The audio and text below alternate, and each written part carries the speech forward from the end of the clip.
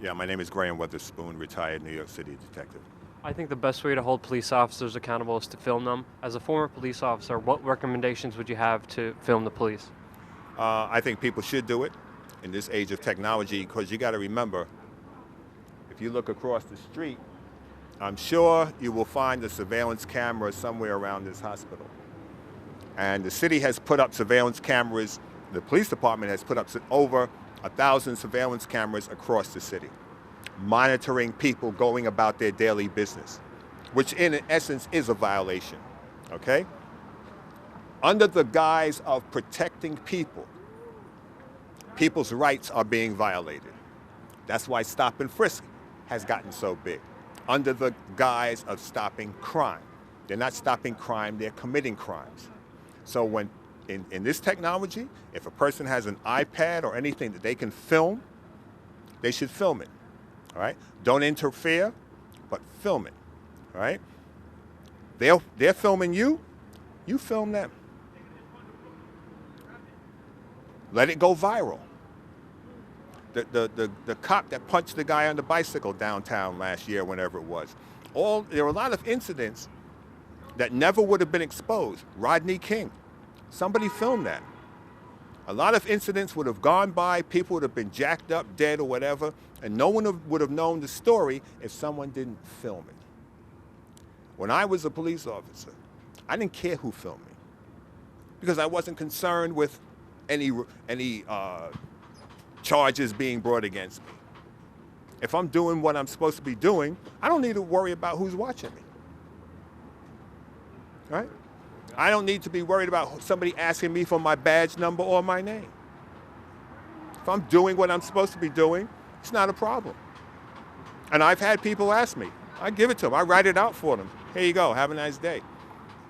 Only when you're doing something wrong is that you don't want somebody to know what you're doing, whether you're a cop or a civilian. When you're sneaking and doing something wrong, you don't want anybody watching you, okay? So the cop has to be held to a higher standard than the civilian, all right? If I take my gun out now and say that I'm mad and I'm pissed off and I shoot you, and then I say, well, you know, I was just feeling bad, I was angry, so I shot him. No, the cop has to be held to a higher standard. The cop that crosses the line should get a more severe penalty than the civilian crossing the line. Okay? Not at all. You're walking around with a gun and a badge and you're committing a crime, that's heinous. And you should be dealt with accordingly. Because you're not a police officer, you're a criminal. That's what you are. But you're using the charade of being a police officer to commit the crime. That cop that I arrested who raped that 15-year-old girl, he wasn't a cop, he was a rapist. The PBA delegate that I had sent to prison for beating up black people, he wasn't a delegate or a police officer, he was a criminal. He was getting away with what he was doing until I caught up with it. And I put an end to it, because that's my job. We are not brothers in crime. No, my job is to prosecute criminals. And in my career, only one person ever walked out of a courtroom on a case that I had in 20 years, only one. So if I arrested you, you were gone. I didn't care if you were a cop or anything else. It didn't make any difference. Cop, preacher, rabbi, I've arrested teachers, all kinds of people. You break the law, you got it. If I break the law, I should get it. And I should get it harder because I am the one representing the law. In 1949, a book was written called Jesus and the Disinherited by Dr. Howard Thurman. He was the dean of Howard University School of Theology. He said the poor move through life like Londoners in the fog, knowing that at any given moment, something can come through that fog and attack them. And invariably, it is the very system that is supposed to protect them that is violating them. 1949, he wrote that. And he said, and it's often the police and other government agencies victimizing the poor. That was 63 years ago he wrote that. And ain't nothing changed. Nothing has changed. So there is a systemic problem in the culture with the people and the whole notion of policing. So until we can eradicate the people at the top and hold the people at the bottom accountable, we're not going to have a change. We could do that if we film. And my last question is, listening to you speak, you seem like a man who's very rich in history. In your lifetime, what's the most interesting thing that has happened to you or that you experienced that you could share with us? I know it's a kind of big question. You could take your time if you want answering it. Man, there have been so many things. Standing with Nelson and Winnie Mandela in Yankee Stadium on the stage when they came here. Standing in this auditorium with Rosa Parks, with my children, for her 70th birthday. And they were taking pictures with her. Sitting with Barack Obama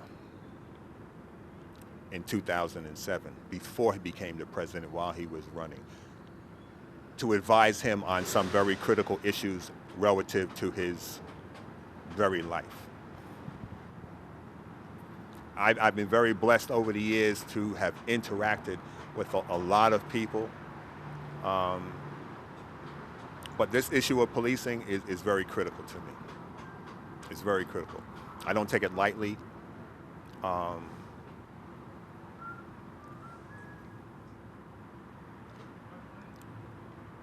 When people use power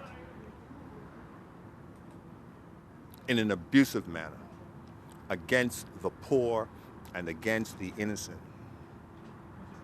it is beyond heinous, and I can't stand it. I can't tolerate it.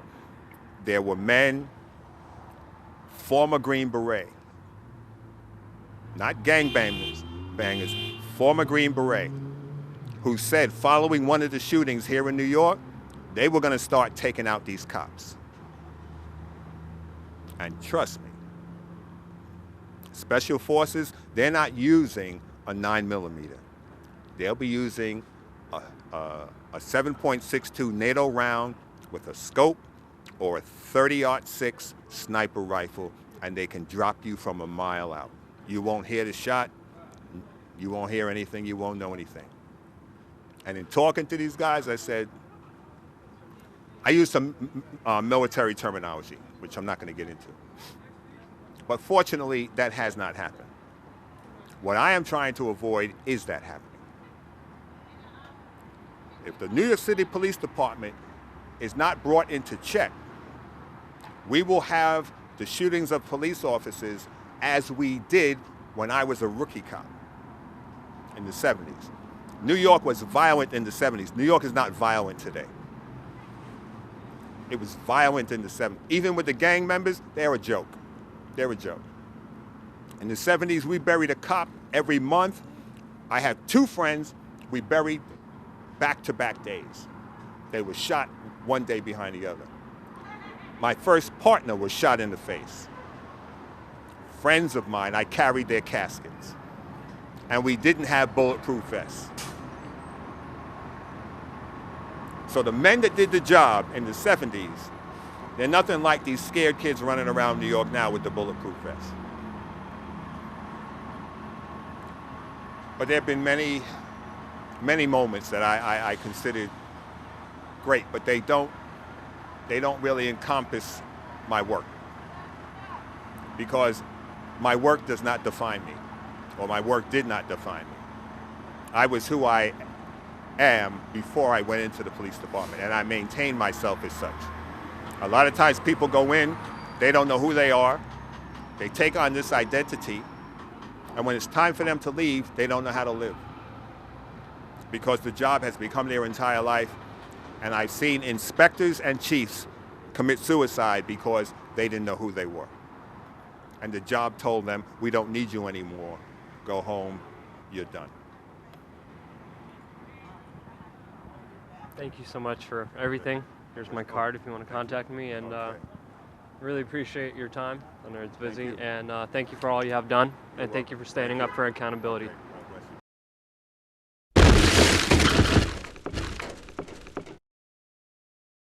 Yeah, they arrested Chad, and when I was trying to take a picture of him, Winsky threatened me with arrest. When this is press intimidation. Got another arrest. Hey, what was he doing?